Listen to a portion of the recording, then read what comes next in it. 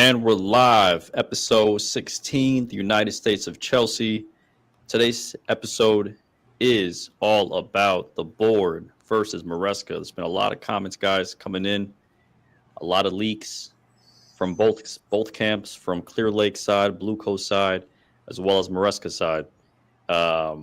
There's definitely a power play that's going on right now, and man, just want to hear you guys your thoughts, man. Like, whose side are you on? Maresca or the board? You can go first. Me? Yeah. Yeah, I think my bad.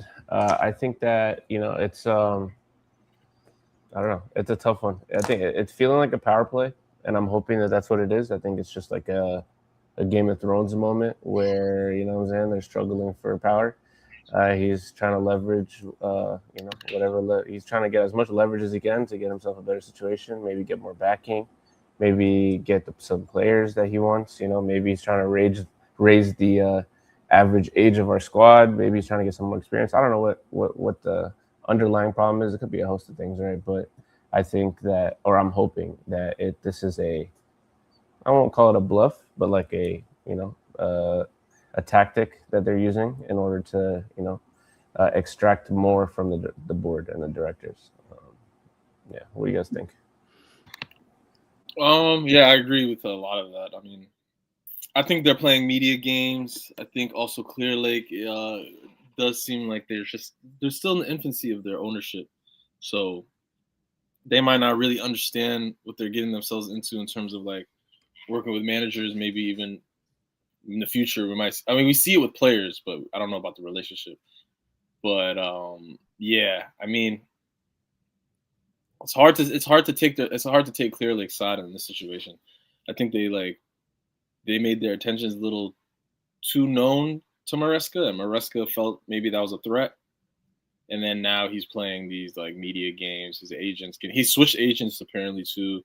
And like the agent they're saying that he's brought in is like a guy that's like really well known, really well respected in the industry. So I think we can only blame Clear Lake in this situation because you brought him in. He's had success, so you got to back him. I mean, he had bad results against Leeds, but I think he's been okay since Leeds game. I mean, it hasn't been as catastrophic, but I could also see a world where Maresca wants to leave, like at the end of the season, possibly take a job overseas. People are now saying Man City.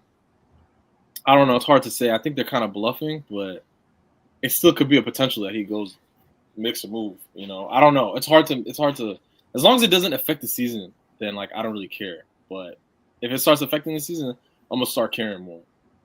I mean, how's it not gonna affect the season though? I mean, okay, you haven't seen it yet. Yeah, if I'll say this, if we lose Enzo Maresca, I feel like it's going to be a big L on the board and the ownership. And I think that all this talk that we've been hearing the past, a couple of years about a project and trying to build something for the future and patience and all that's going to be bullshit because you're obviously not backing the man. He's come, he's delivered something. He's given us some silverware. He's got us back in Champions League, So I mean, yeah, if he leaves, I think we're in a bad situation. If he stays, even that is 50-50 for me, because it could be that the board, has a sour taste in their mouth. And, what I'm saying? These guys could be spiteful. They might, we saw what happened with Tuchel. They loved Tuchel when they first joined. And then he started talking a little bit, and then they're like, all right, no, get out of here. Yeah, and that's the thing. I think I don't think Clear Lake is on some like they're not being like negotiable. I don't think they're being reasonable. But guys, I'm struggling to understand what Maresca meant by like when he said the last 48 hours have been the toughest. Yeah. During my Chelsea like career, because it's not like during the bad run of form when we lost to Leeds, we drew to Bournemouth, we lost Atlanta. I didn't really see anything from the media's criticizing Enzo. If anything, I saw fan criticism of Enzo, right? So whatever, unless you guys saw something different, you know, and let me know. But unless like they said something in private, which is probably what happened. These guys probably said something to Maresca in private, maybe dissed him, said, "Hey, you're under pressure." I still feel like Maresca shot himself in the foot because he should have also dealt with the issue privately, the same way Clear Lake addressed him privately, right? But I guess, I think Maresca lost his head with whatever they said to him, and he just, ticked him off, and he reacted the way he reacted. He went to the media. It's never the right way to go, but he did it, and what did he do after that when they questioned him again? Like after that press conference, he doubled down and said, "Look, I didn't speak to them. We didn't solve no issues," and essentially saying we still got issues. So, I it's hard for me to say like this, like Maresca didn't bring this on himself, and I wish he could have handled it, differently because, we're going into this Newcastle game, and I mean, I'm sure you guys have been in positions like just at your workplace where, you may not be, happy. Can you guys hear me? Yeah, bro. Can you hear us? But yeah, guys. I mean, you guys been in positions at work where maybe you're not happy with, how things are going. Maybe you're not happy with the work that your boss is giving you. Maybe not happy with your boss, right? And I'm sure you guys have checked out and wanted to do something else and look for other, some maybe greener pastures, right? So with Maresca right now, it's like, is that where he's at in his career? Is he just fed up with everything, and that's why he lashed out? I don't know. I think so. I personally think he got a little too emotional, like you said. I think he allowed the public now to get an inside look of what's going on behind scenes, and that's never good, in my opinion. I think he could have kept it professional. And he kind of like alluded to him being a little too maybe passionate in his speech, and like maybe like things getting lost in translation. That's why he kept bringing up the language barrier and stuff. He kept talking about I could say it in this language, so I don't know. I don't honestly. It's hard to read this situation fully, and I just hope that it blows over. It's gonna be like one of those things that we won't be talking about and hopefully in January. You know what I mean? Yeah. I mean, it's never good to have any employee who's like checked out, let alone your boss, right? If your boss is checked out, then, bro, the whole team was gonna. I think so. It's gonna go downstream. The whole team was gonna get messed up. So yeah, and I think bad timing, man. Yeah, bad timing, and I think the team would be upset to lose him, like the players. Sorry, I'm lagging. Yeah, you're right, bro. I think the team likes him. I haven't heard a single complaint from a single player regarding Maresca, as much as the fans criticize him, but the players love him. So, and what's one thing that young players need? Young players need consistency. Young players, they want consistency. This is not like we don't have a veteran team that could handle, your boss changing every year or every 2 years. These guys, it's going to affect them, and you just hope it doesn't affect them for the worse. Yeah, and that's why I kind of said what I said earlier is like, if this doesn't affect the season, I really don't care, because I just think it's a power play on both sides, and that's something we will have we won't really understand the full scope of it behind the scenes, and like it's no point of like speculating sometimes, but like when it's kind of come out now, so people have to speculate. I think it's just one of those things where like I hope we're not talking about this in 2 weeks, 3 weeks. If it blows over in that amount of time, then I'm cool. Like I don't think it's that big of a deal. I think it's just two parties that are being a little too headstrong. The city stuff coming out right after, I was like, it felt like agent games to me. So Yo, guys, we got Joel hopping in from Norway. Appreciate your time. And we got Fuad, SW6 Pulse, the boy, hopping in too. Appreciate you, boys. Shout out my guys. Thanks for having us, guys. Appreciate it. Of course.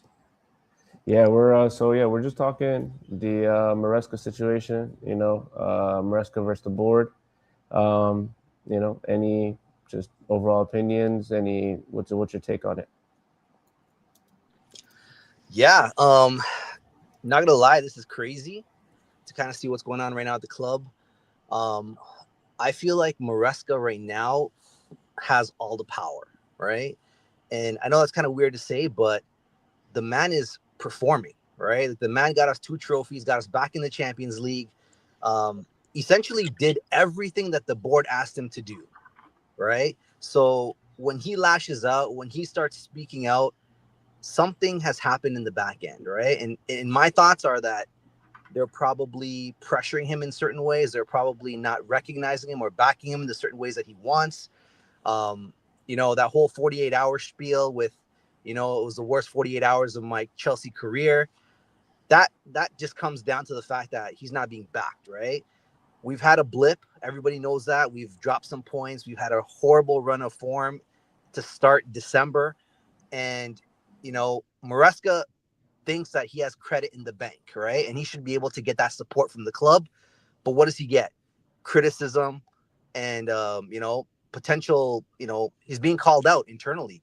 We're obviously not privy to that information because we don't see it, but that's how he feels. And he has every right to kind of share that concern, right? Because when you look at dudes like Amarim and United going through like the worst year last year and then the worst start to the season, and then, the Ineos board coming out and saying we fully back Amarim, he's going to be here for at least another 3 years. That shows intent, that shows support. They're backing their guy, right? So when Maresca's seeing this, he's seeing guys like Arteta at Arsenal, phase 8, year 8, produce nothing, but still have the full support and backing of the board. My dude's like, yo, what's going on? Like, how much more do I have to give these guys to get some kind of credit? You know what I mean? So I feel like that's where we are right now.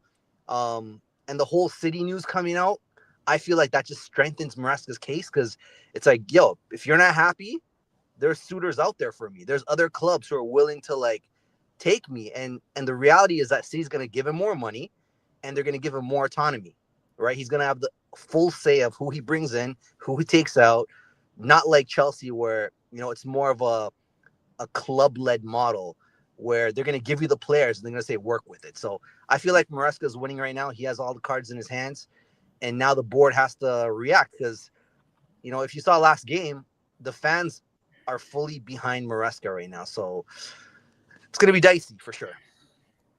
Yeah, and I don't think you want to lose the fans because once you lose the fans, that's when they start pointing to the management. And you saw it with United. He's like you said, it took a while for I don't know how long it took to be fair, but it seemed like it took a while for United fans to turn their backs on Ineos and stuff like that. Like it looked like they were blaming managers at first because Ole got second, they sacked him. Ten Hag was there for a while. I think he got them into. I think it was just his last season, which they didn't qualify to the Champions League or any other European competition. So it's a bit interesting to see that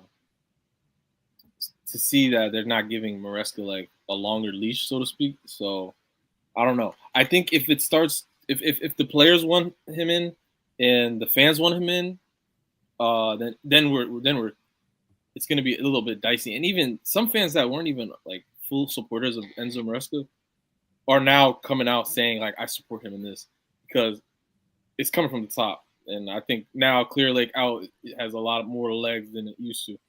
I think it was always there, but now I think it's like it's going to be a very aggressive movement. But I don't know if people will protest it. 100%. Like I feel like the fans are at a weird spot right now because we've seen what Maresca has done. Nobody believed in this guy. He came in, he revolutionized the club in terms of like giving us structure, giving us a style of play. I know some people are not super happy with it, but it's still a pretty good style of play. We've got some results from it. And think back to where we were with Poch, a year ago, essentially, right? No real style of play. Palmer FC, everything going through Palmer, full reliance on Palmer. We're scoring a lot of goals, but we're also like leaking goals like crazy, right? So there was really no control there. Prior to that, we went through that Potter phase where it was like Potter Lampard phase where it was just sheer chaos at the club, right? Like we were losing games left, right, and center. The fans were going crazy.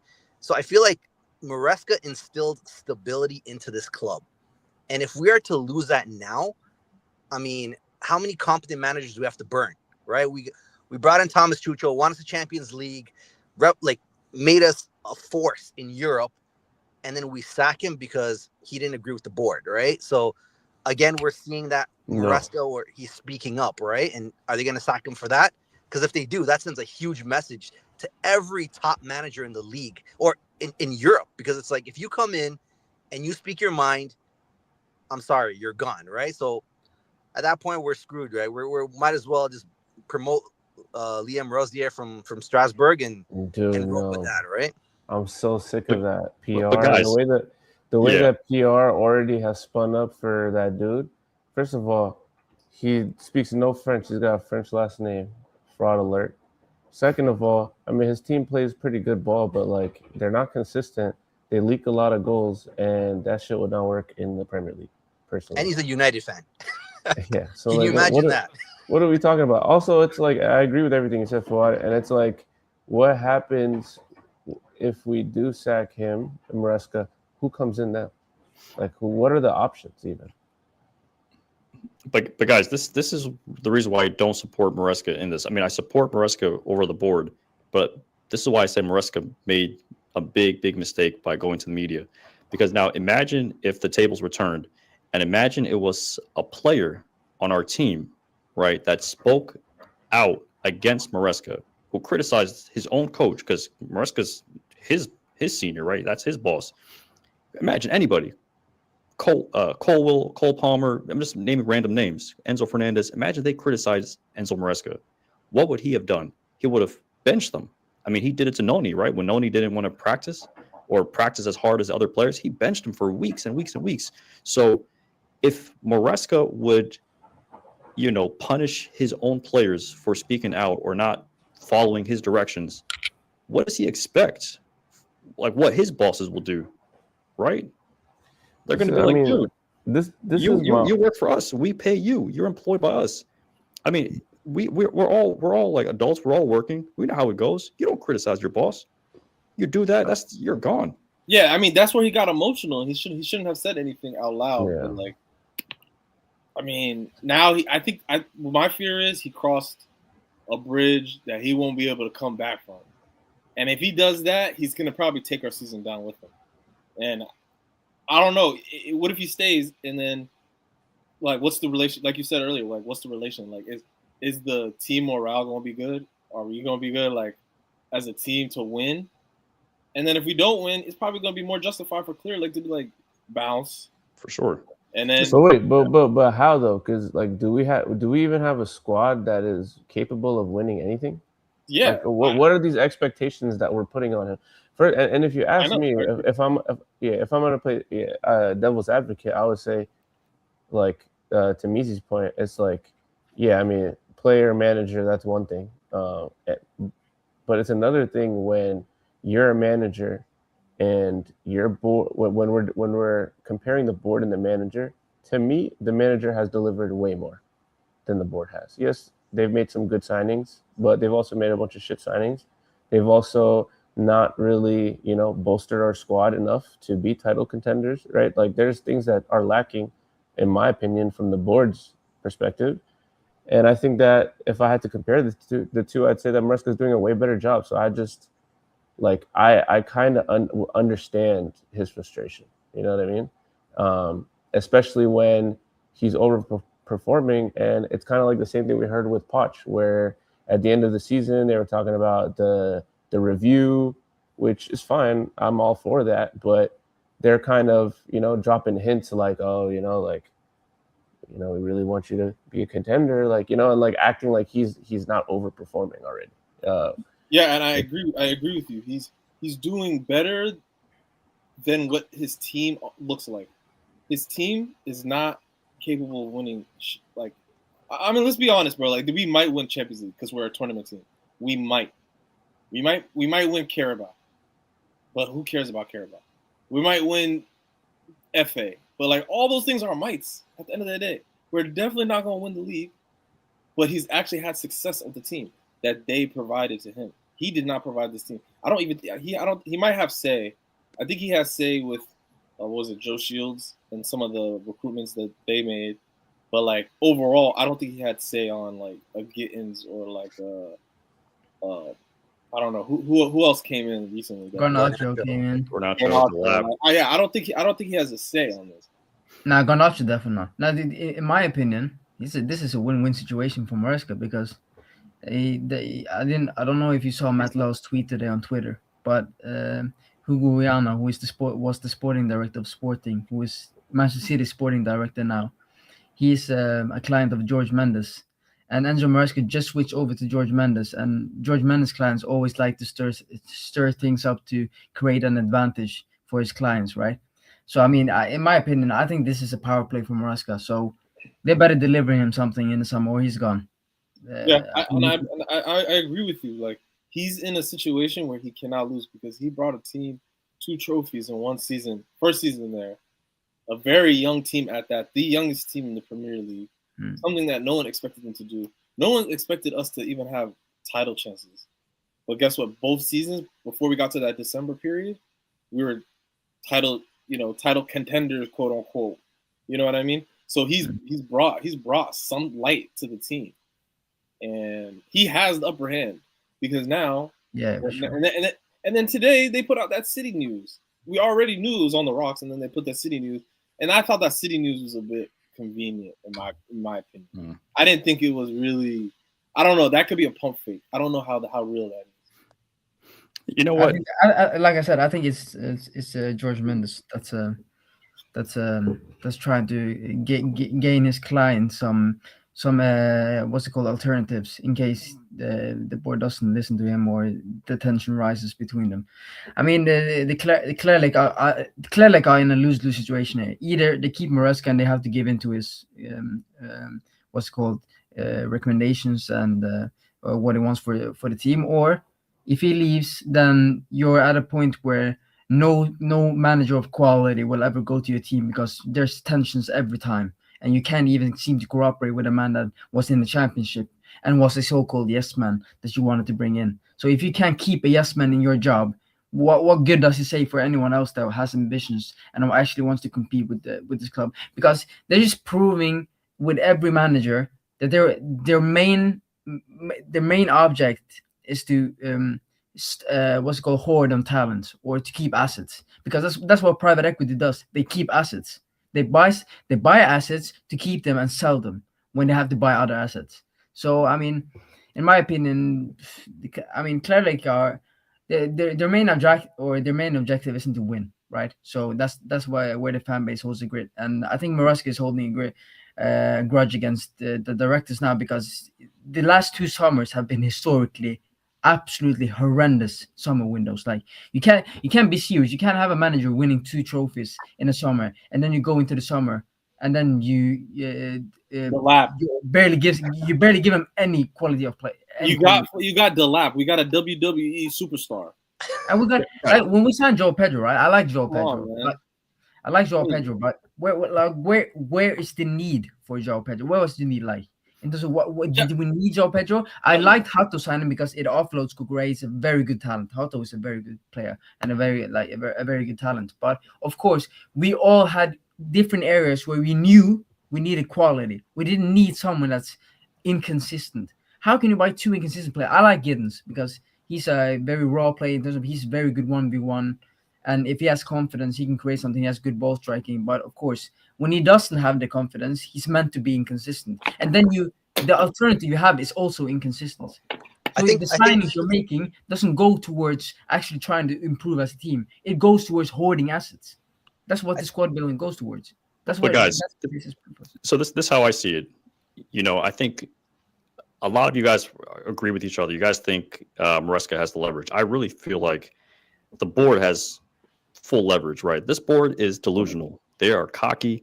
They think they honestly, the way I see it, I feel like this board feels like they can make another Maresca. They probably see the situation as, hey, this guy's talking all this crap. We made him. Guess what? We can make another 10 of him because we already got someone lined up from Strasbourg. That guy, Liam Rosen, what's his name? Rosen what? Rosen Nor? Rosen Nor, right?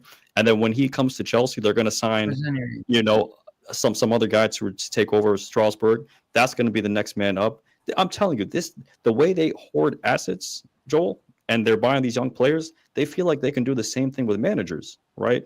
So at the end of the day, right, I agree that Maresca has made he's been given lemons and he's made lemonade, not even lemons. They gave this guy shit and they told him to like make this shit smell good, right? And there's only some it's hard to make shit smell good. You can spray perfume on it, you can put, candles near it. It's impossible, but he's managed to make shit smell good and win us some trophies and put us in a position where we're like in the top 4, competing for the top 4. But that he can only do that for so long before he's going to snap and lose his mind. The thing they've done is that, of course, you can never make it smell good, but you can make it smell better. And they've done it temporarily, right? So they put perfume on trash, so it lasts a little bit. The smell is confusing, and then after a while, the trash always comes out, and the stank is coming back. So I mean, that's their recruitment summed up and their strategy. Like we even have in-house ownership struggles.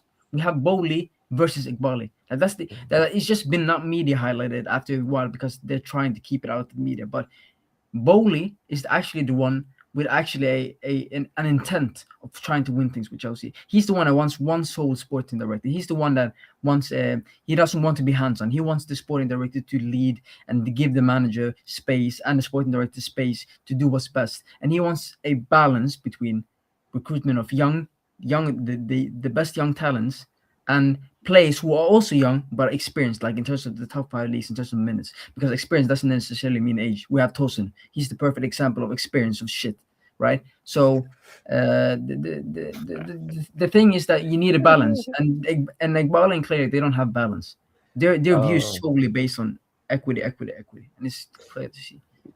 Yeah, it's sad to see. I mean, initially when he made that 48-hour comment, I was thinking, maybe he's talking to the fans because, we were giving him a hard time. And, when he was the best manager just literally a month before, we were like praising the hell out of him. And then we go through a little rough patch and, we were kind of on his head. And then just like clockwork, Jorge Mendes shows up. Then the city links start dropping. And, when Chelsea started the leaks talking about, I forgot exactly what they dropped, but I remember the first leak coming from the Chelsea side because all of the Chelsea correspondents dropped a tweet at like the same time, like some coordinated ass PR. And then he countered with the Manchester City links. And it's like, that's literally a touche if I've ever seen it. You know what I'm saying? So I think the board are delusional. You're right. But they would really be shooting themselves in the foot. And I think we have won the Conference League and the Club World Cup. We got, Champions League placement last season. Like we took a couple steps forward, we'd be running a mile back.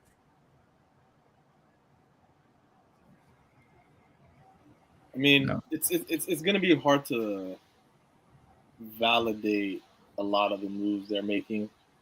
And then it's going to be hard to fight against a lot of the things Maresca has done. So I think it's easy for me to make the case for Maresca. It's hard for me to make the case for Hoyland. This comment, Ascend, I think you hit it on the head. I think, there is heavy pressure from the board in the day-to-day workings of who's getting selected, who's the resting policy, like all this stuff feels like it's coming from the top down. And when we look at the Atalanta lineup, first of all, I wouldn't put it beyond Maresca to put out an insane lineup like that. But the consecutive nature and the way he's talking about it publicly, it makes me feel like it's coming from the top and they're telling him to do this. I think he confirmed it though. I think he confirmed it for the Cardiff game that he needs to get these market values up.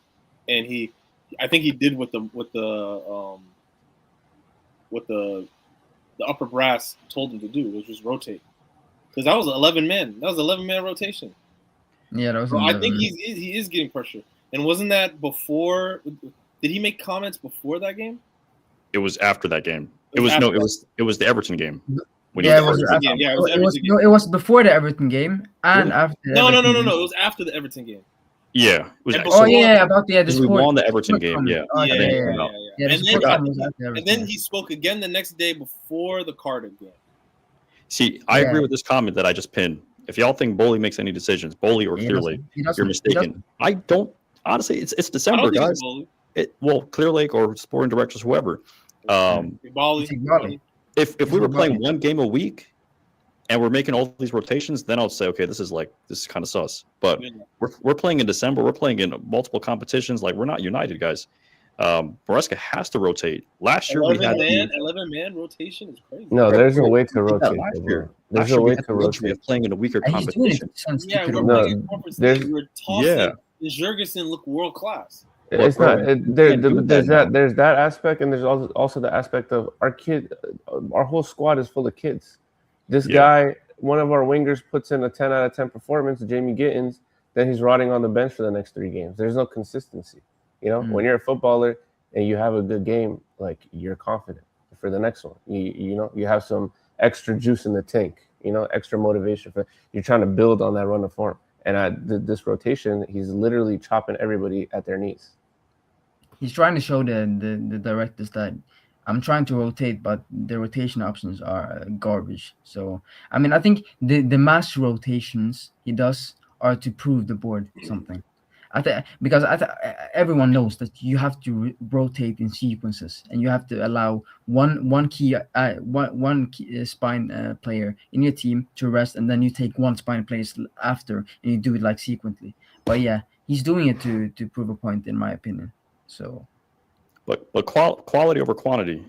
The headache that Maresca has right now is he has a bunch of players to rotate, to bring into the squad. Play those Carabao Cup, play those lower side games, but the quality is just not there. So when he's making these rotations, I feel like his intentions are right. He wants to rest our core players. He wants to rest Enzo because he can't play every game. He wants to rest Cucurella, but the players he's bringing in aren't. There's a big quality drop off between A and B now. Last season, you can say A and B, there wasn't that big of a drop off between our A team and B team. Now we're seeing a huge drop off because that B team we had last year in the Conference League are no longer here. Now we have a brand new B team, and yeah, I would honestly take that B team from last year any day to be our backups.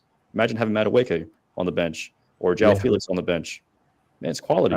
I think it's a setup for failure. You're not only heavily rotating your squad week in, week out, you're heavily rotating your squad just every transfer window, not even every season. So you know what I mean? And it's like, you're not leaving this guy that many options. You know what I mean? You're not really letting him take the control that I believe that a manager like him needs to be able to tell the board, this is the kind of player I want. Like, go get it.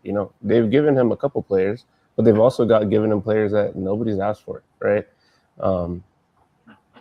They've probably given him his third or fourth or fifth choice. Maybe his number 1 and 2 options were they said, hey, this guy's too expensive. He's too old. We can't sign him. But give us a list of other guys you want. So the 5th guy on the list, we're oh yeah, he fits. He's under 25 and he's making less than 100K. We'll sign him for you. And that's how we probably got Delap. But yeah, I'll be shocked if to be fair, I think Maresca wanted the lap, but of course, Maresca wanted the lap. As his first choice, though. Yeah, I think that was one of his first choice because they were getting relegated, and Ipswich had to make some sales. Yeah. But imagine if he could sign Olsen. Yeah, a release clause that was reasonable. But imagine you can sign Olsen. Yeah, but they're not looking to sign Olsen because Olsen wants 300 bags a week, bro. So that means even Maresca, he has to change how he thinks. Oh, 100%. We can sign too. And I think that's why he's blaming Clear Lake. He's coming out and he's letting the people know. No, but yeah, but I think he would want Osman if he was available, or they knew, or he knew that the board would actually try to get him. The problem is they're never gonna go and try and get a Osman, a Garashi, even if their price is low, because the demands would be high. I mean, in Osman's case, I completely I hear it, because the problems that come with him outside of football, and his injury proneness, and him asking for those wages are not justifiable. I mean, maybe you could pay him 200 something K per week, right? But yeah, in my opinion, but in terms of the recruitment style, I mean, they're not gonna go and get some players that are established in Europe. They have to get kindergarten kids, because they don't want them to have high demand. They don't want those players to reach those stages. They want to sign them when they're going to earn a base level of 100 to 150K per week, and then they want to see if they want to keep them, and then pay them more, right? Because their strategy, like Ornstein said, is to reward those players that are in the club, or that's earned their way into the squad. They're not keen on signing players on high wages. So until we change our what's it called, strategy, it's gonna continue. The next summer is gonna be an ass show. It's gonna be a crap summer. It's gonna be Bro, a crap summer, I'm telling you. Joel, I don't know if you familiar with like college sports in America. Like we're kind of like operating like a college team, like a D1 college basketball, college football team, where there's year in, year out, you're bringing in a brand new team, right? Because you're bringing in players who you just came out of high school. You're putting them on the, bringing them up to your college team, and potentially, if you're in a good school and good system, your players are going to get drafted to the pros, right? So that's essentially how we're operating. We are recruiting the best high school prospects, and we're going to play with them for a year, and after a year they bounce, they go to the pros. So we're essentially like that kind of feeder team, which sucks. And it sucks for a coach. It's hard for a coach, especially in the Prem. We're not in collegiate, we're not playing collegiate sports. In the Prem, to have a new team or to lose like 5, 6 players who are part of your rotation, that's tough. So every coach that has been under Clear Lake, trust me, even Potter, I there I could sympathize, or not sympathize. I could empathize with the conditions he had to like coach. He may not have been an elite coach, but what he had to deal with, no coach should ever have to come to go to work and know I have to coach 30 plus players. Come on, that's a lot of Mhm. egos. Same thing with Yeah, Poch. Same thing with Maresca right now, and whoever we bring in next, they're going to have the same issues. So it's not a manager issue. It's from day one. It's always been a board issue, and I'm yeah. I think happy I think that we've all come like full circle. However, like you saw things last year or 2 years ago, I think everyone's come full circle and has agreed that this is the board, and any manager that comes in is going to be set up to not succeed, but to reach certain heights. But that's never going to be enough. yeah. I think that depending on the outcome of this saga, it's gonna be a riot in the fan base. I think so. This is the last. I think this is the last straw for the fans, in terms of if they f up this Maresca saga, the fans are gonna be the fans are going to be fuming, because you haven't shown anything domestically to show or something that can last or sustain, or some quality, or actually develop into a winning team in the league, because you keep on hampering the development and the quality in the Chelsea squad, and even the players going to get tired. Palmer and them, they're going to leave if we keep on stalling Palmer, Caicedo, and they're gonna leave, because they're gonna have uh, teams that are gonna be looking for the quality.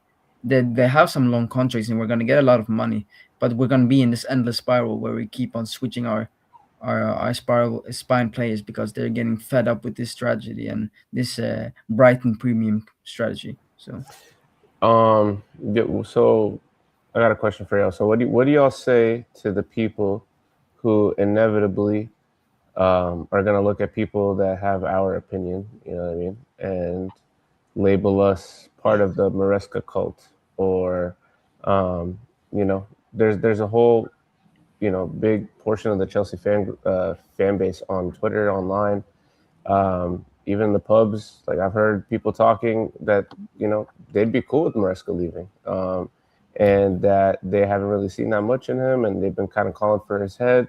And a lot of those guys feel vindicated right now. And when people, kind of point out the issues of the board, I feel like a lot of people, feel a way about that. So, what do you have to say to those people? I think. Go ahead. Oh, okay. Yeah. I mean, the thing is, I was not Maresca in until I started seeing him change from his normal tactics, which is like the inverted right back, blah blah blah blah. And when he changed it up in the Club World Cup, and he changed it up in I think one or two other games in the league, and I saw he was actually a flexible manager. I was like, okay, I can work with this. I still don't think he had the tools, so that was the only reason why I backed Maresca. But I wouldn't say that I'm like part of the Maresca cult, only because losing to Leeds, not scoring against Bournemouth, just shitty performance overall. A lot of weird decisions with the Chalobah in the right back and tossing. I've seen decisions where I don't like them. So like I've always been on the fence with him. So I think personally, I think some people are just taking a hard line stance on it, and it's like that's cool, I guess. But I think it's like you might as well just wait till the dust settles before you make your judgment. I mean, there's so many. Like the information just came out, Yeah. You know why I would say I agree with that. Depending if the owners were serious or not. Because if our owners were serious, I wouldn't be that bothered if Maresca left. The problem is he leaves, we get someone worse. That's the problem here. Because we wouldn't go to an Enrique. Enrique was already in an interview in 2023, right? With same as Nagelsmann. They both rejected the project. They said, I mean, what on earth is this? Like they wouldn't agree on the strategy. I think Luis Enrique were in an interview and they said they would rather not. But Julian Nagelsmann flat out rejected the project, right? And then they briefing that they were the ones that rejected him. But we all know that's not true, right? But the problem is that the replacements of Maresca, because he has flaws, right? And I don't agree with every single decision Maresca makes. But the thing is, I know the outcome of him leaving. That's why I'm not that bothered. I think Maresca is a good coach. I think he's developing. He makes some huge mistakes. I think some of it is intentionally to piss off the board, and I think some of them are just stupid mistakes, and you have to iron them out, right? But in terms of I'm neither a Maresca S word or I'm not a Maresca out guy. So in terms of I'm just in a balanced way. I'm just a fan who can criticize him when he needs to be criticized and praise him when he needs to be praised. So in my opinion, the problem here is the replacements. We're not going to get anyone serious, and that's the reason for me. If he were to leave, I would be fuming just for that reason, not for the quality, because there's quality out there. There's Thomas Tuchel that's going to be done after the World Cup, and it's going to be Julian Nagelsmann who's also going to leave after the World Cup. So they're going to be some good coaches. The problem is they're not going to be able to get one of these coaches because they can't even co-work with them. So I mean, the reality of the situation, guys, is we know who we're bringing in. We're bringing Liam. He's going to be our coach. So my question to you guys is, I have not watched a single Strasbourg game, even the one versus PSG. I wanted to watch it. Then I was just like, at the end of the day, I'm like, it's Strasbourg and it's the French league. Do I really want to watch this? So do you guys know what kind of system he plays? Because he's pretty much going to be our next coach. So he plays like a pretty aggressive, like offensively aggressive type of style. Yeah. You do need certain profiles though. You need like a guy up front that's like a killer, and you need like really flexible. It's almost like a 3-back in a sense. It's just 3-4-2-1 and a 3-4-3. Yeah. So he's like two midfielders. It's kind of like Amarin's system in United. Similar. Yeah, it's similar, but I think he uses Valentin Barco. Has been a new staple in his team in the pivot where he's a fullback, but he's playing in midfield because he's so secure with the ball. He can also go out wide. So even the midfielders fluctuate with the fullbacks in terms of coming inside and going out wide.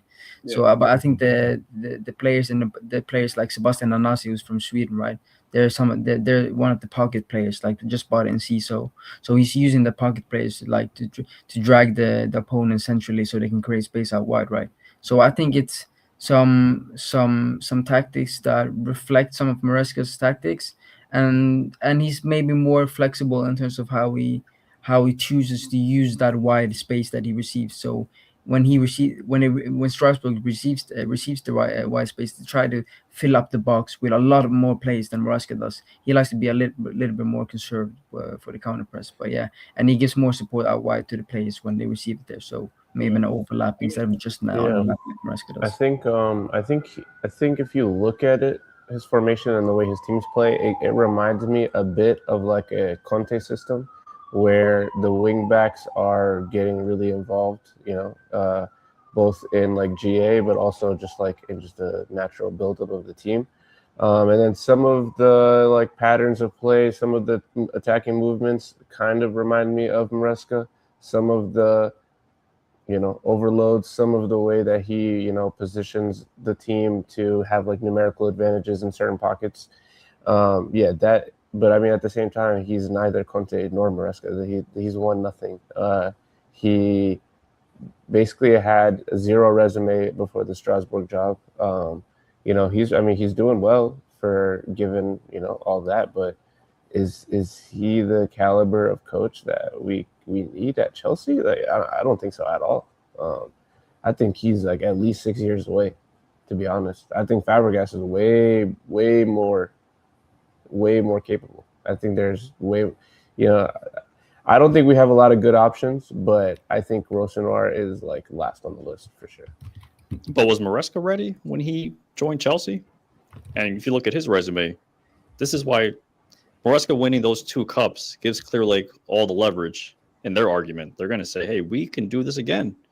And Liam, you're next up and you're going to win the Carabao Cup. You're going to, like, imagine they sack Maresca before the finals of the Carabao Cup. Let's say we get to the Carabao Cup finals, right?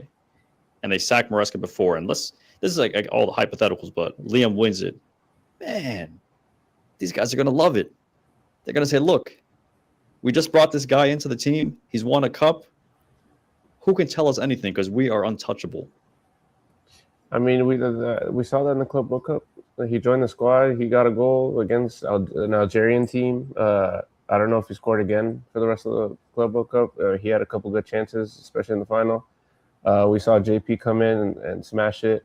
So in their heads, especially in that moment in time, they're probably thinking that. They're probably thinking like, yo, like, we hit the jackpot. Like, we're the shit. We're him. But, like, it's not just about the then and now. It's about the long-term vision, right? Because you've been preaching this for years. For the last couple of years, you've been telling us it's a project. We have a vision. We're building. All these words. And then all of a sudden, you're expecting a title challenge, and you're throwing out a manager who has been overperforming, if you ask me. It's a bit weird.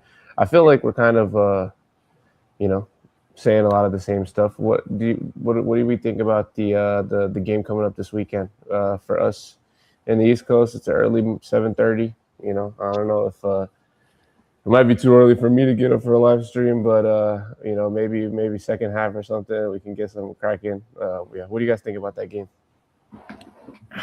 St. James's Park away, man. The whole game every season. We haven't won this in 2021, right? Where Reece James scored that crazy goal with his left foot top bins. I mean, St. James's Park every season is. But he scored 2 that game. Huh?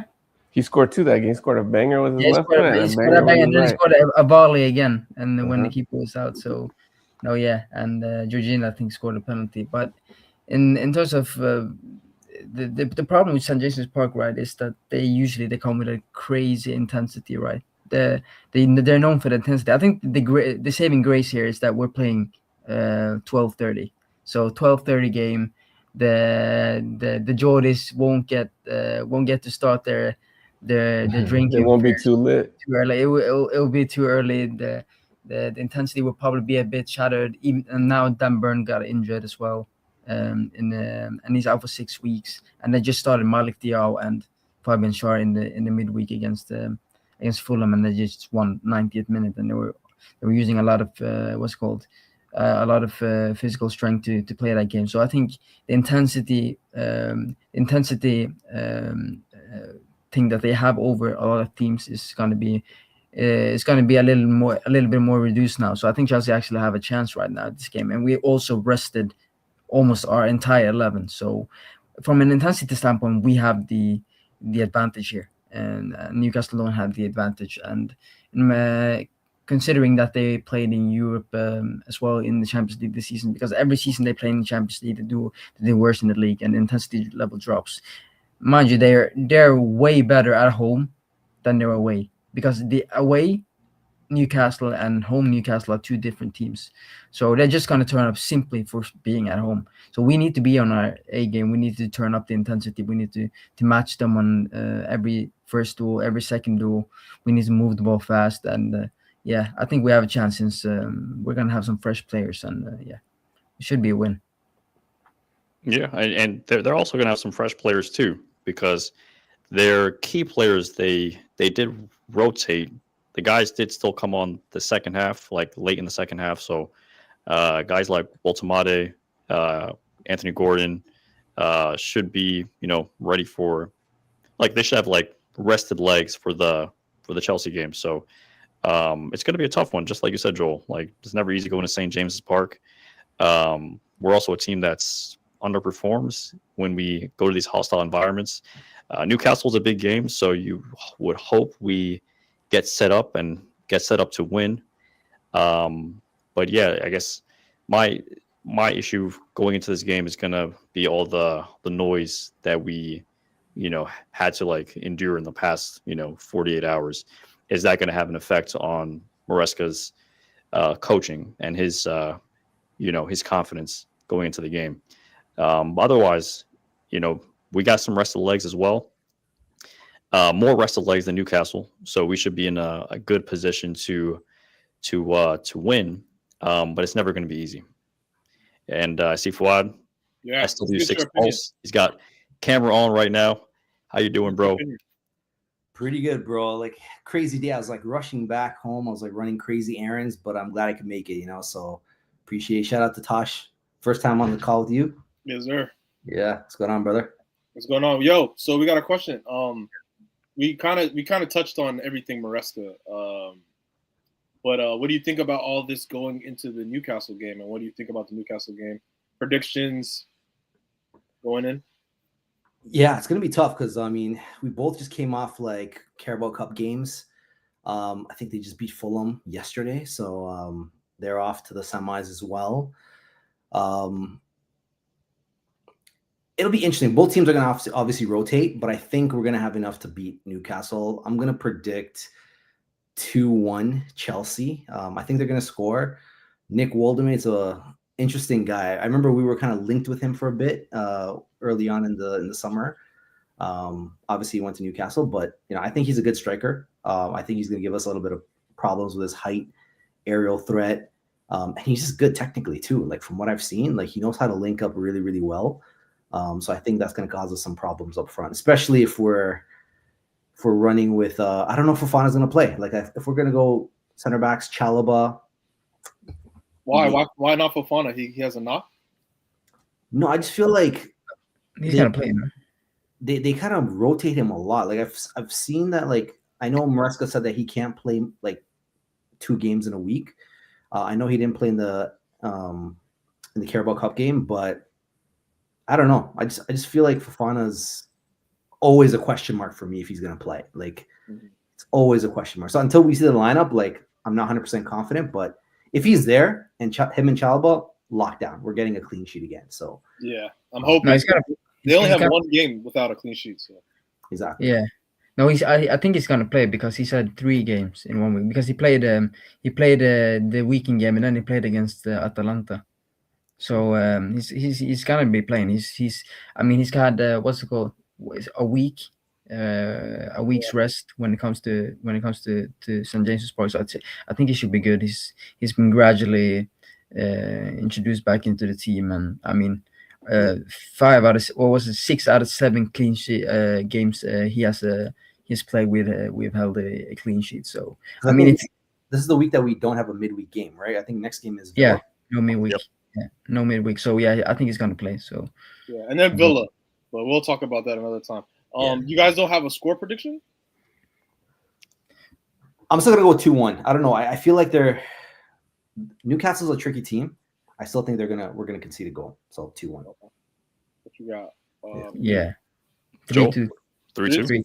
3-2 who? For Joel and then Mizi. What, 3-2 who? Chelsea, right? Yeah, Chelsea. Okay. Any goal scorer predictions?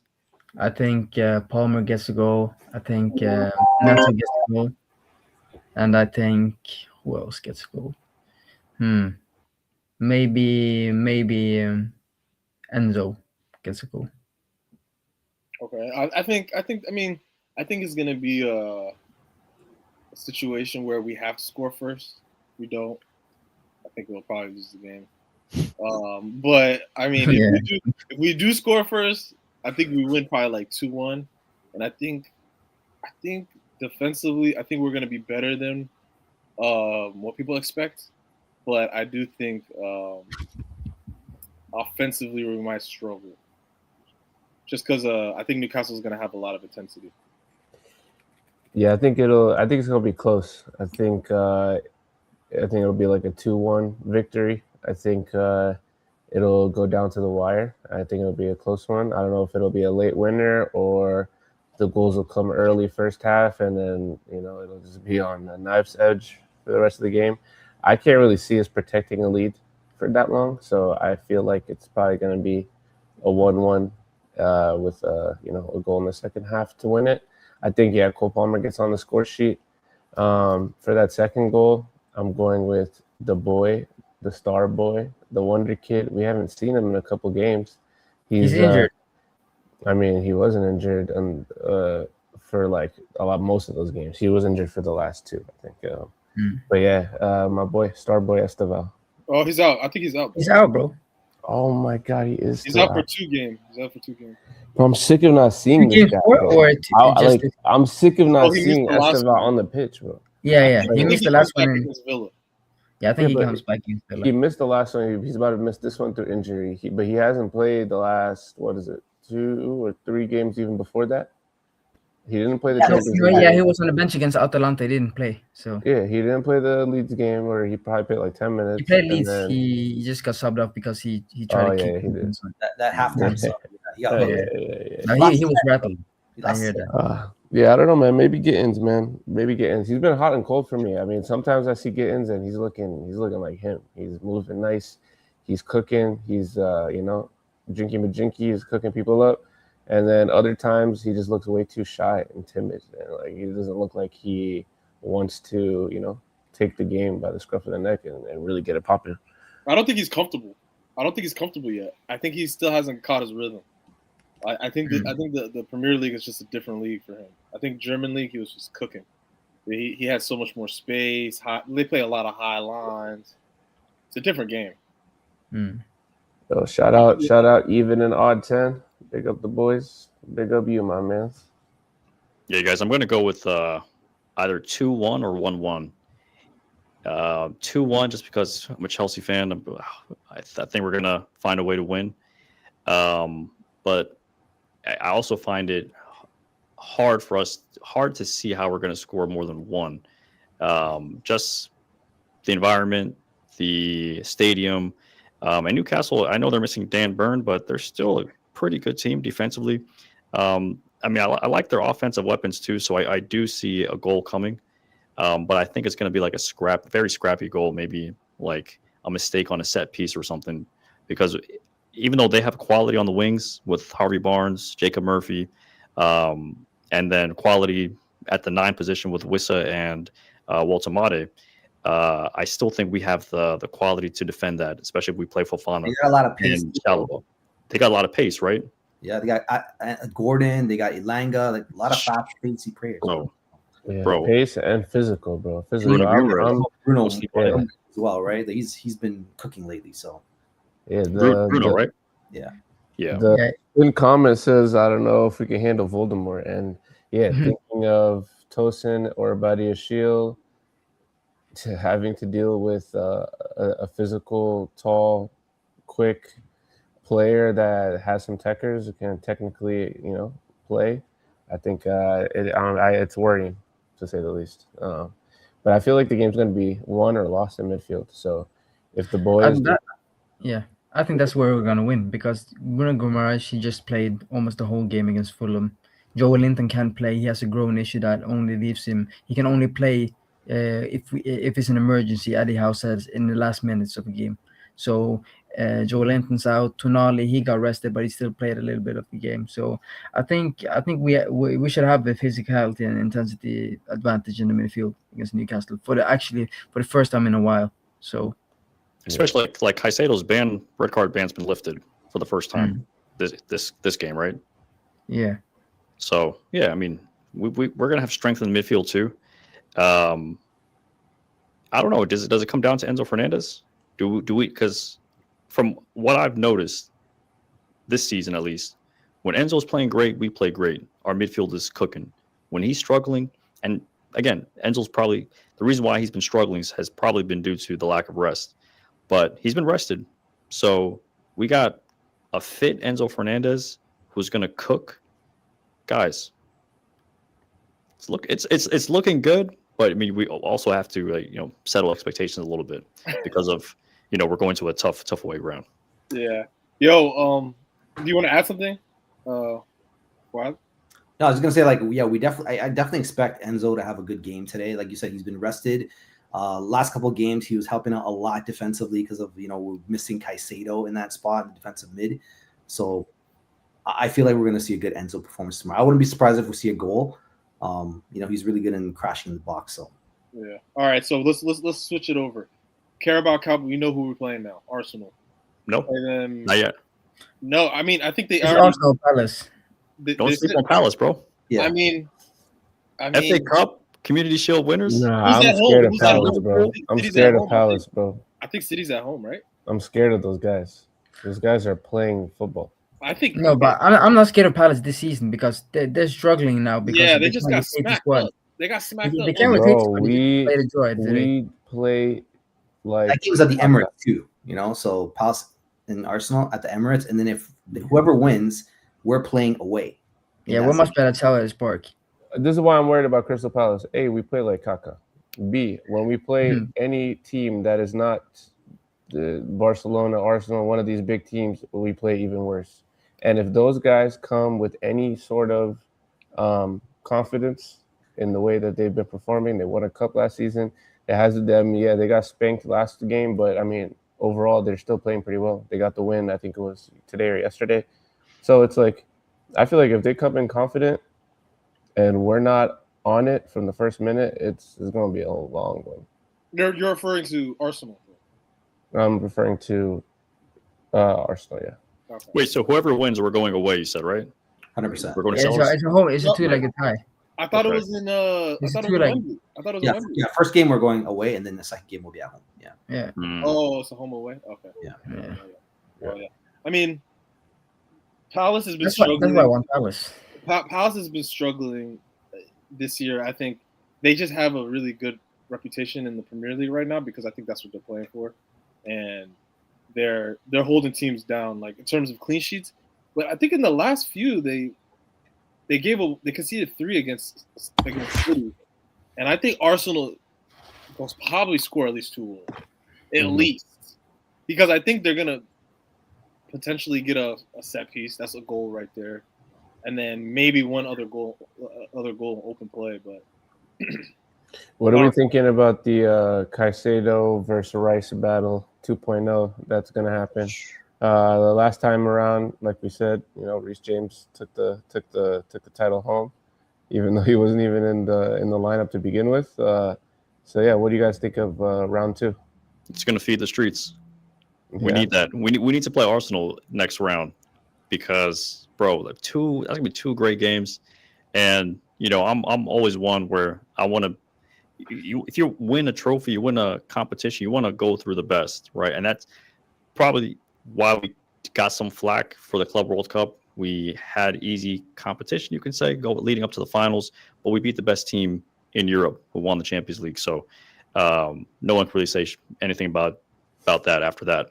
So, I mean, in this competition, we beat Newcastle. Sorry, not Newcastle. We go beat Arsenal, and then potentially beat City, bro.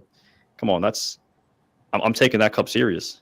I would take it less serious if we played Lincoln City in the final and we played Leeds United in the semis. But if we're playing two big clubs back to back and we're winning it, best believe I'm taking that thing serious.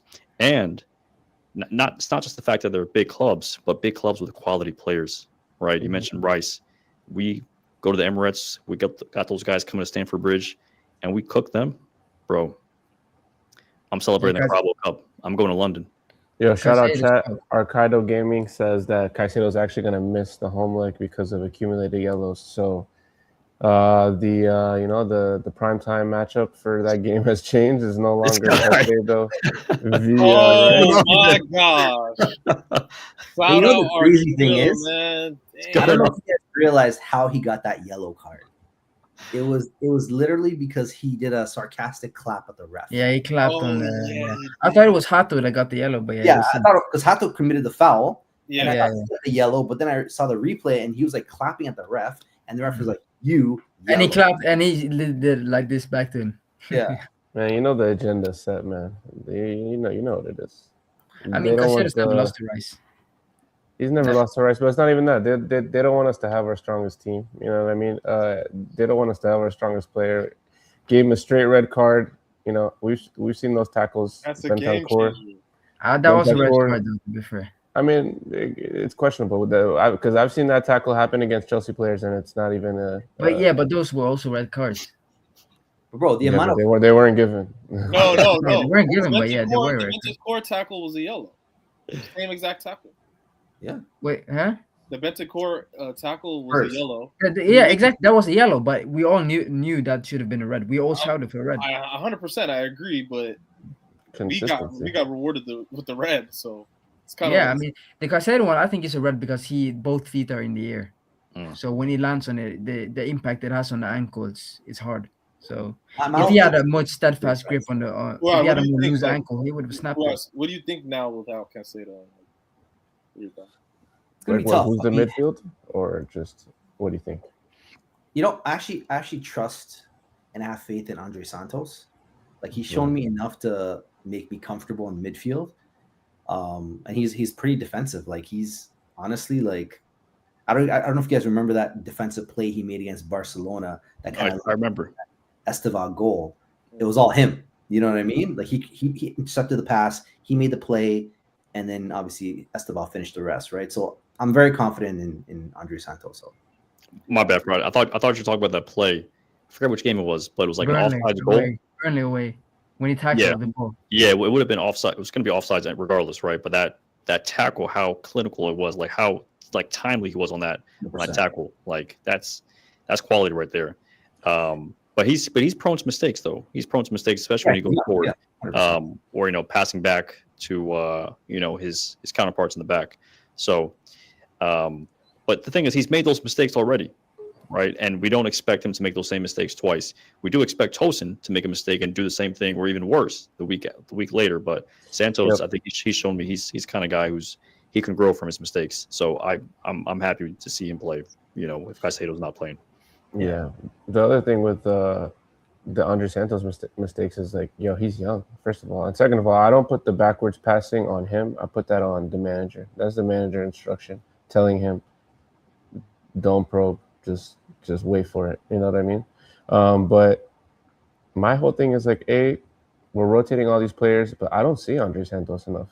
And when we talk about a player that makes a lot of mistakes, they are young, of course, that's something to be expected.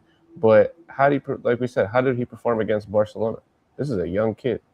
Got his, I don't remember him getting a Champions League start before this game. He probably had one or two, but nothing as big as this match. And what did he do? He crushed it. So I think he should be getting way more playtime. I think Enzo and Moy obviously should be playing most of the games, but you could take them out and you can let the kid play.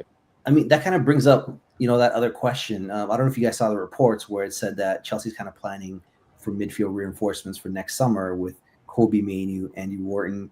So it's like, what does that really tell us? Does that say that the board or the club doesn't really trust let's say Lavia's fitness conditions going forward, and they're kind of like almost writing him off and looking for reinforcements, or are they saying that maybe Andre Santos is not enough? Like, you know what I mean? Like, what does that tell us? Santos. Who is Romeo Lavia? Who is that guy? I've never seen him play. I honestly don't remember a single Bro, game. every time he plays, he cooks. Yeah, But, like, he does. Yeah, bro. I got. He's My such memory. a good I'm player. getting old, guy. I'm getting older, so my memory's not good. I got to see this guy consistently. He's such a good player. Just can't stay healthy, man. He's such a good player, but it's like, what's the point of, like you said, we don't even know you, bro. Like, how long have you've been here for years? You know what I'm saying? I almost bought your jersey, and then I don't know you. I haven't seen you play enough. Maybe he'll come back healthy, bro, and he'll slot into right back, right? Him and Reece James will swap, So he kind of went through. I don't think he can handle that, man. His body won't be able to handle that. That right back, running up and down like that guy's gonna pull everything. I was just messing because Reece James came back, right? Like we thought he was finished at a point, and the guy just something happened in the last year. He's been a year healthy, so hopefully the same thing happens with Lavia. But he needs to. Don't make the same mistake as me. Oh, that's a nasty one. How much did you pay for it, though? This I paid $200. Hey, oh my god, bro! This is the player version, you see. So, but yo, you believe in him that much? You believe in him? Blame Cole Palmer. But we did something else though. Hey, let's go. So we redeemed ourselves. Yeah. Big ups. You got and I had a kid of Hudson Odoi. No, that's not bad. That's not bad. Yeah, we like he's baller though. Yeah, I respect that one. We like shout out Blue Chelsea 881. Lavia reminds me of Robin from our early 2000 era. Always injured. We sold him. Yeah. You know what the rest. Needless. And that's the thing, bro. If we sell Lavia, and I know United are interested, bro, I just know this guy's like getting. Wait, would you take the my new Lavia swap? What is it? In a heartbeat. Lavia plus 20. Wait. What are you saying? That you would swap Lavia for Manu? They're saying that we swap Lavia for Manu and we get 20 million. He said no. Hell no. The guy doesn't play. We don't even know who he is. Yeah, we don't even recognize him. We're holding on to potential. I wouldn't swap Lavia because his demand and his fee will be low either ways. So the reward of keeping him, if he actually turns over his fitness problems, because in the beginnings of the 2 seasons he didn't have any problems at Southampton as well. It's just at the end of the season where he got that injury. So he played a lot of games. That guy's on the massage table in Cobham 24/7. He also got move, man. Let somebody else get a massage, man. Somebody that's playing. No, bro. Love is, but like this comment says, Love is one of the most talented young. His press resistance is a joke, man, and his physical ability and capability. It's crazy. Arquetto agrees with you. I think he said hell no to the Lavia Mano swap. Yeah, hell no to that. Damn, and minus a bowler. Though, you're gonna get a player that's available versus a player that's not available. I mean, yeah, but I think they play different roles. But Lavia is more of a 6. Manu is more of an 8. Yeah, but we can use it. But one of them can play a role. The other one doesn't play. You're seeing it for an Enzo. Oh yeah, for an Enzo for sure. Yeah, for an Enzo. Not Lavia. Because you don't have to play Enzo every game, or you could. Because a lot of times Enzo slides into the 10. You could slide Mano to the 10, put Palmer out wide. I think Mano is more of a 10 in my personal opinion. I don't think he will be the best 8 in the world. I think Enzo maybe is a little bit better. Mano's creative enough. He's not that. I think he's not as mobile enough either. But he's good on the ball. So like I feel like he's good on the ball. Yeah, his press resistance. So. Yeah, his press resistance will allow him to kind of play a little bit more freely. And then also you got Palmer. If you put Palmer on the right, and then we already play with 2 10s as well. So it's like instead of inverting Gusto into the 10, you could just push up Enzo and Manu from midfield. I think. Yeah, you can do that, and then Caicedo, and then you can invert that right back into the DM position. Invert Reece, Caicedo and Reece, and then we got Copy and Enzo in front of him. Like a short inversion, you know what I mean? Exactly. And then you got Esteval. I don't know. I guess Palmer, not Esteval. And then, We got Gittins on the left side. I don't know. I like that idea as opposed to having a player who is. By the way, I am heavily invested in Romeo Lavia's stock. Okay, I bought when it was dirt nothing. Okay, I have. If that joint pops, I'm a billionaire. But at the same time, I understand like how much ability he has. But bro, and he's young. We're talking about playing roles 6, 8. Yeah, he's bro, really young as well. He plays nothing. Bro, he can sit on the bench for the next 2 years and he'll still be like 23. You know what I mean? Exactly. That's why. But these are development years, though, bro. Like you're not gonna get any value for him now, so there's no reason in selling him. Yeah. Like we saw what happened to Hudson-Odoi, going crazy up, gets that injury, and that hampers his development. Loftus-Cheek, same thing. Yeah, but this guy's been injured for way longer than these people. So it's yeah, like, but I think they're hampering different injuries. I think the problem with Ozoi's injury is that he got an Achilles rupture. So Yeah, that hinders your explosivity. Explosive, yeah, finished. So he lost it. He said it in the documentary as well. He lost all his explosivity. So that's the key for a winger. So I think Lavia's injuries don't impact his game that much that like Ozoi's does. I think Callum would still be at Chelsea too if it wasn't for his wages, right? He was a victim of like that 150K contract per week. You know what I mean? And Blueco was just in a mode of like clearing out contracts. You know what I mean? So he wasn't playing much and he was on 150. He had to go, right? Lavia, like those are guys are on 50K, right? So yeah. I think even Garnacho was on less than 100. Like, what's Manu on? I don't even know. Probably less than 100 or around 100. He's less than 100 because he didn't sign. He hasn't signed a new contract. Probably like on 50 to 75. I got a crazy answer from Google AI, so let me just fact check before I say this number. Yeah, just check your spot There's rack. no way he's making this game. Yeah, spot rack. Check spot rack. Bro, there was one time I read somewhere where like Colwell was on like 20K a week. I was like, what? Bro. Like, There's no way. How much is he on though? I don't know how much he's on now, but I know he's not on a lot. 20K a week. Oh my days, no way. 50. I have He's a friend on that plays 25K a week, brother. Who? Kobe Mainu. 125. So we could probably get away he's with on 50. less than my former teammate. We could probably get away with 50. That's crazy. That's crazy. I know someone that's we can do the option to buy, and we'll definitely give him higher wages as a backup. I mean, he'll probably play more because we're going to be in more competitions. So he might as he's well. Definitely going to earn more money, but I mean, yeah, from a wages standpoint, I see why Chelsea. I mean, the loan, we could give him 70K. We're tripling his salary. That's fine. Even the loan, we could take on 100% of the loan. And United, that's going to be attractive to them because they don't have to pay the wages. But they've offered him contracts. He's just they don't have to pay the wages, bro. It's pennies. Yeah, he doesn't want to stay there. His he doesn't want to stay at United. Kobe, you know what I mean? He's not staying. Well, to be fair, he wanted to stay, but Amorim came in. So yeah. So yeah, that's it. Chelsea Blue. Did you see what his brother did? Yeah. We talked about it last pod. Chelsea Blue says if Maresca stays, Kabi will be a baller in his system. I'd see. We're thinking alike.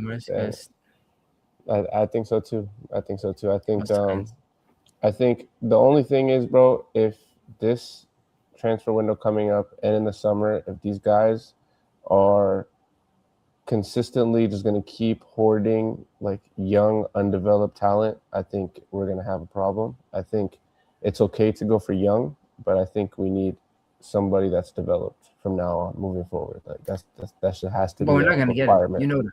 You will. The board's going to win you guys over, and they're going to win me over too. If they sign Elliot Anderson or Adam Morton, watch. People are going to say, "Oh man, we love." But that's one. That's an area. Phrases. But that's an area where you need it the least. That's where you need. That's where you need the consistency spikes in terms of quality. Less in terms of the wing, for the wingers and for the striker areas. And for the center backs, that's where you need a much bigger jump in terms of quality. So if you're not going to go into those areas, it's not actually going to do much either, is it? Because our areas of concerns are somewhere else. True. But I think I saw a report saying that they're not going to strengthen us at the 9 or the striker position. So we know for a fact we're not getting anybody this winter. And they also said they're not going to bring a Mega from Strasbourg. So we're stuck with Pedro Neto at the 9, who I think is our best 9. Delap was injured, and João Pedro and Mark Guiu. So we're stuck with them for the rest of the season. Yeah, So we are. we're not winning the Champions League. And you I don't- remember that I know Tosh keeps trolling saying, "Yeah, we're a cup team. We ain't winning the Champions League with I those guys." think we might, bro. There's Those like a guys- very slight chance it happens. Man, Yeah, It's definitely a possibility for sure. I think it's a possibility. I don't know. We're if definitely. You know, the only way to win favorites. the Champions League or like a big trophy like that with a club like ours is to have an elite manager, right? And that's why like a Thomas, if you look at that team that Thomas Tuchel won the Champions League with, we had no business winning that Yeah, Champions League. meaty Yeah, team. yeah. But this is my thing with Maresca though, is like I feel like in the course of a season, you know, when you have to play big teams and small teams, you're gonna play teams of different, you know, systems, teams that are not even gonna try and attack you. They're just gonna defend with 11 men in their box the whole game, right?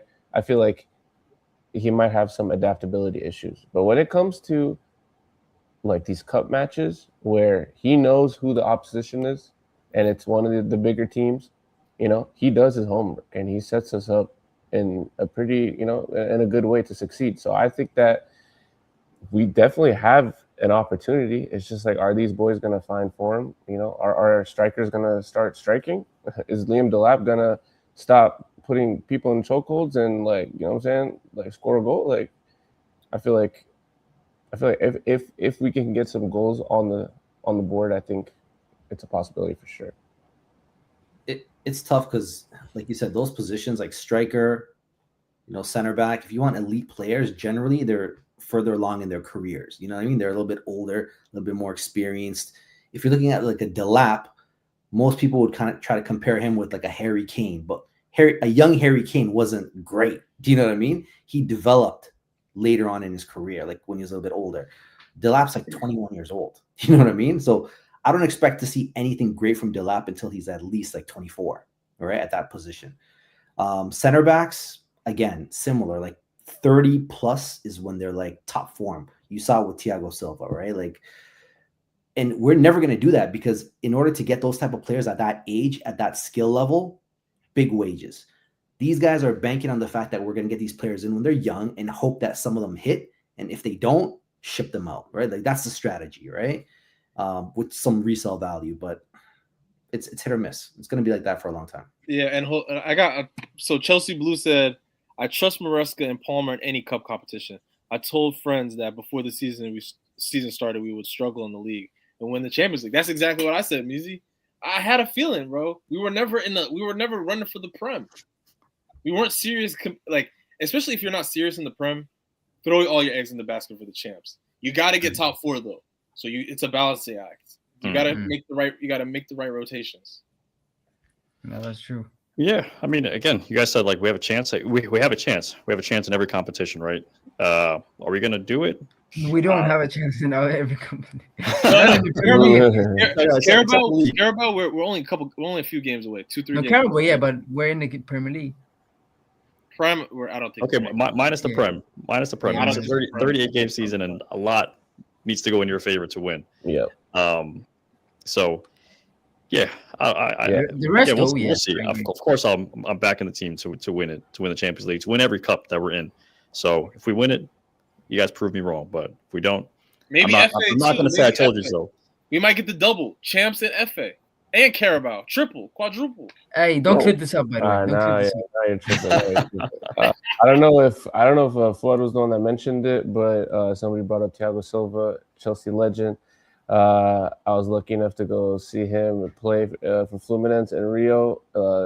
Legend. I've seen him play for Chelsea too.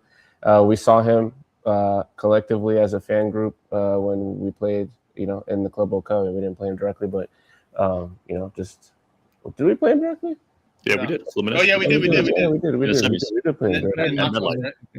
What do you guys think of his? You know, like he did a short stint in Fluminense. There, he announced that he's leaving. The links are that he's got a spot in AC Milan for a short-term contract to get him up to speed for the World Cup. Anything anybody wants to? Any idea? Any opinions? Bring him home. Bring him home. For real, dog. Yeah, maybe not to start play every game, but from a leadership standpoint, we need John Terry 16-17 movie. Just have him in the dressing room, bro, because these players they need it. Whip them. He just needs to say. Yeah, what you doing, guys? Then just John Terry made a video like I don't know if y'all saw it, literally talking to the club and the board and basically saying like, "Yo, like, go get him. Yeah, But he's from a exactly what we need."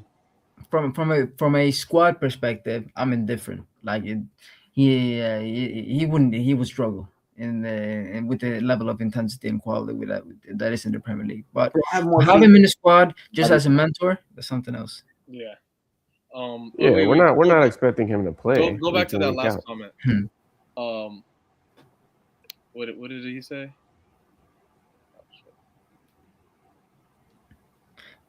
Oh, the previous chat. Yeah, this one right here. People forget cups are about momentum and structure. If you stay organized, Chelsea absolutely have a shot at silverware, especially in the knockout rounds. Up to Chelsea. Shout out to you. Up to Chelsea. Who's Up this? to Chelsea. Faris Lamine. Shout out to you, brother.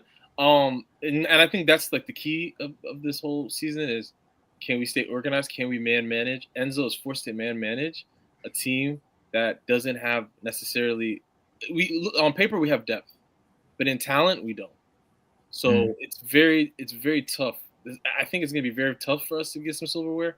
And if Maresca does get the silverware, he's proven to me at least that he should be there. And I think Clear Lake has to succumb to that. Like they might have to re-up on this guy if he can bring us something that's of value, especially if he brings in like a smaller the FA or the Carabao and he makes a run at the Champions League, if not wins it. I mean, Now, Tosh, they have to do it either ways.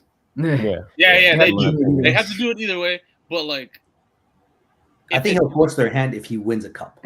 Yeah, exactly. Yeah. Especially the champs. Especially the champs. One thing I love about our players is like when the pressure is up, you know what I mean? Not in terms of like, yo, you're in a bad run of form and everybody's turning on you. Not that kind of pressure. The kind of pressure of, yo, like, you know, we're in a quarterfinal tie. We're in a knockout match. You know, we're playing against a big team. I've seen the boys pull up and deliver time and time again, right? I've seen Maresca set us up really well in these cup games. To just talking about the momentum and the structure, you know? So I think for 100% fact, bro, like any cup that we're in is on the table. I think, you know, we could, don't forget what happened against PSG. Don't forget what happened against a bunch of big teams. Even, you know, we might not consider Real Betis a big team, but don't forget we were losing that final. Yeah, we're down. We weren't playing the best. We went through hella adversity that we had to overcome in that game and show a lot of balls and attitude. So they can do it. They're capable.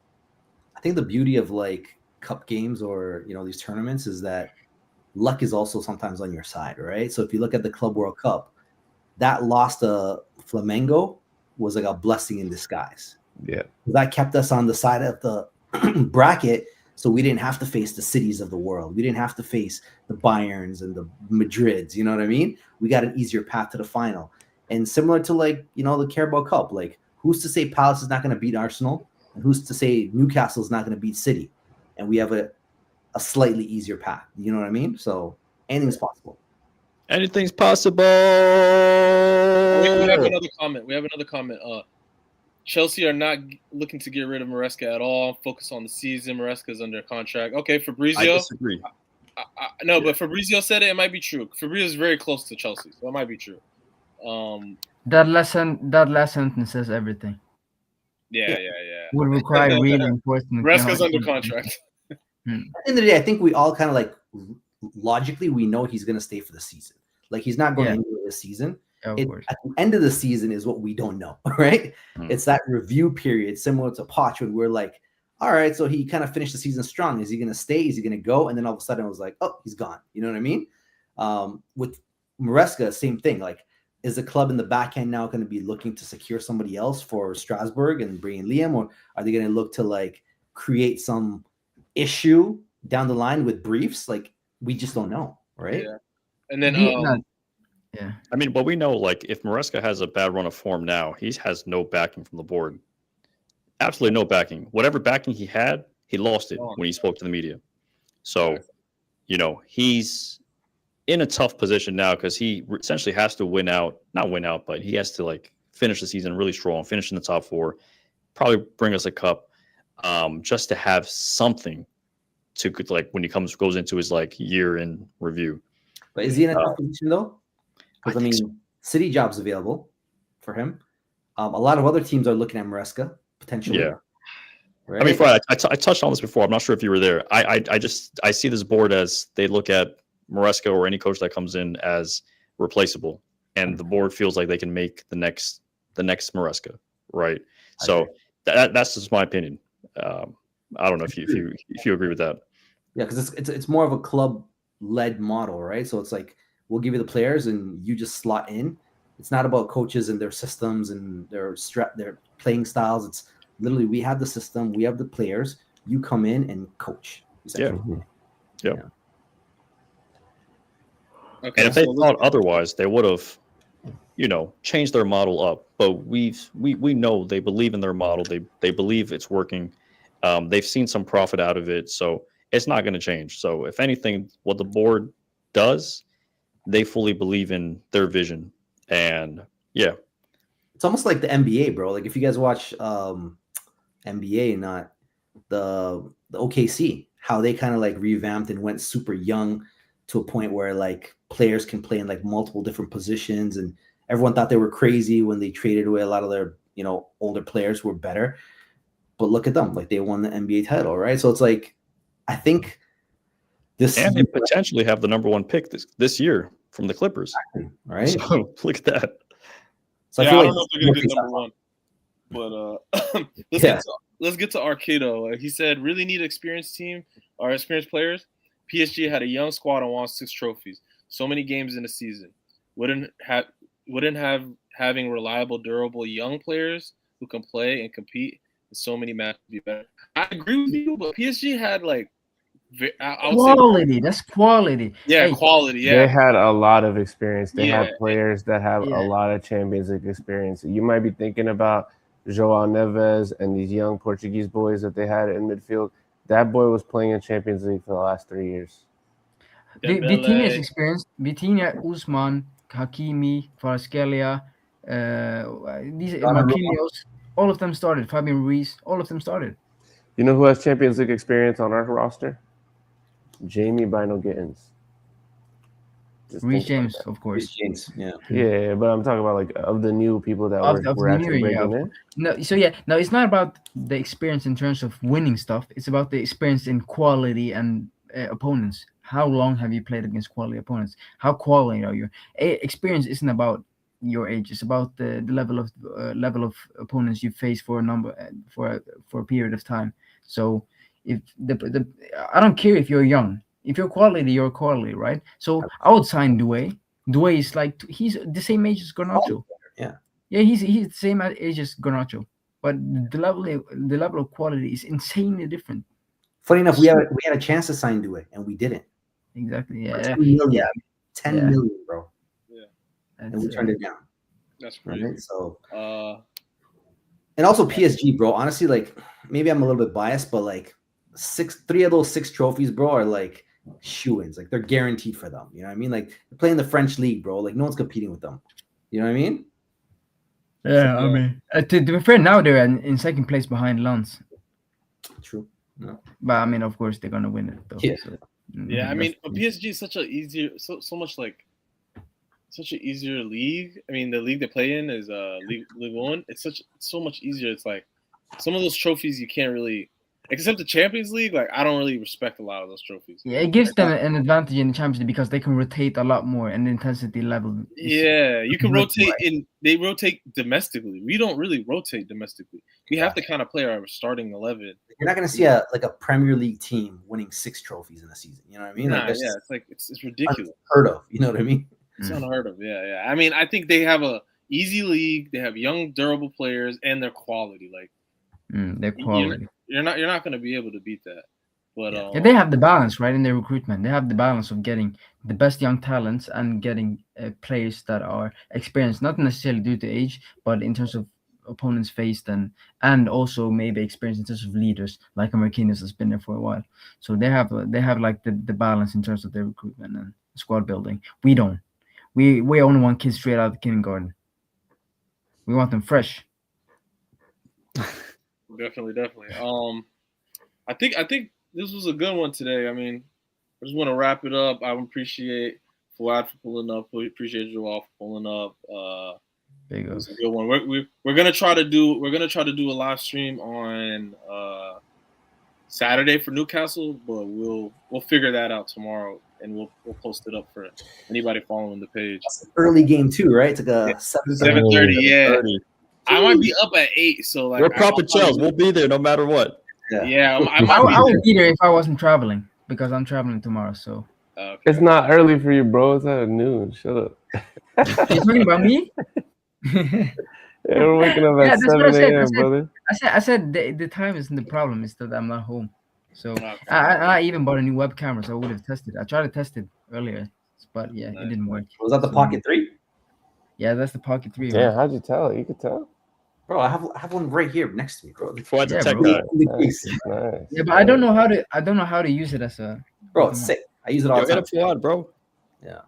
He knows how to Yeah, do man. it. But Yeah, with the mic, Like, you got know my how camera right to. here, bro. I'm it's geared up. locked in. Yo, he's ready for That's the crazy, World man. Cup.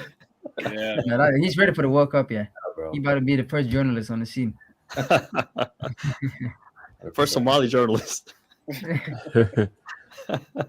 Ain't there any Alright. Somali journalists out there? There's a lot. We got Alright, Fuad. guys. Yeah. Oh, you're a but, journalist. I'm not big ups, Fuad. Big ups, Joel. If there's anything you want to shout out, Fuad, I know you have some things you want to shout out, and Joel as well. Go ahead. Follow me on SW6 Pulse on YouTube, on TikTok. I'm posting constantly, like trying to build it up. Appreciate the love and appreciate the group here and for bringing me on. So Yeah, and it won't be his last time on. It won't be his last time. And shout out Joel for second time showing up. Thanks for coming. Yeah, for the big ups. Thanks for having me on, guys. And yeah, just mainly just Twitter where I talk about football. So at JoelFG10. So yeah, that's where you find my crazy impulsive takes. Yep.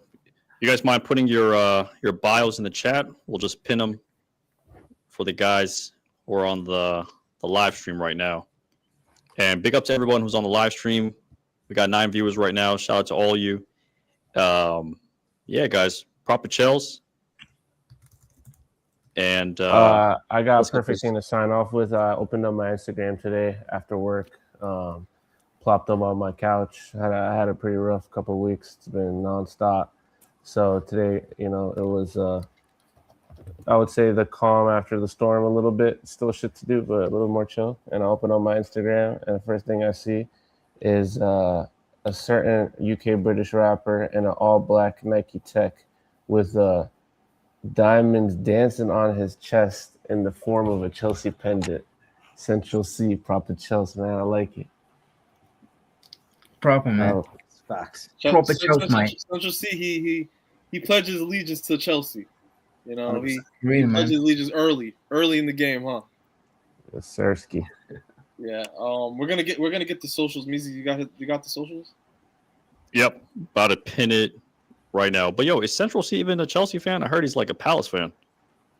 Nah, bro. No, he had a Blackburn, potentially QPR kid. QPR, And a QPR exactly. tattoo, I Okay. think. Yeah, but he's a Chelsea But that's fan. in West London too. That was right down He's the from road. West so. London. So. Yeah, but I put the bios in the chat. Guys, follow SW6 on YouTube and TikTok. Follow JoelFG10 on Twitter. These guys are proper Chels, guys. Please follow these guys. Great content. So, any last words, guys? A chant? Yeah. Any songs? Any songs, man? You'll never sing that. You'll never You'll never sing that. that. Champions of Europe. You'll never sing Champions that. of Champions of the England, never world. mind You'll Europe. never sing that, baby. No, Come they're on. never seeing Champions of England again. They're moving crazy, man. 2-1 against Wolves at home. We'll beat Arsenal. They're losing against Everton at home. I'm telling you. And I'm going to be with my cousin. We'll be there with a hate watch. Don't you worry. I'm going to be hate Live watching, and but yeah, direct. alongside my Arsenal cousin. So it's going to be Beautiful. good. All right, boys. Yo, thank you guys for coming on. Thanks for everybody that tuned in. Thanks for everybody that was in the chat, keeping us, entertained, asking us questions with the dialogue, everything. Make sure you like and subscribe. We're working on how to get some more fan cams out to you guys too. So just be on on the stay tuned for that. And yeah, love. Peace.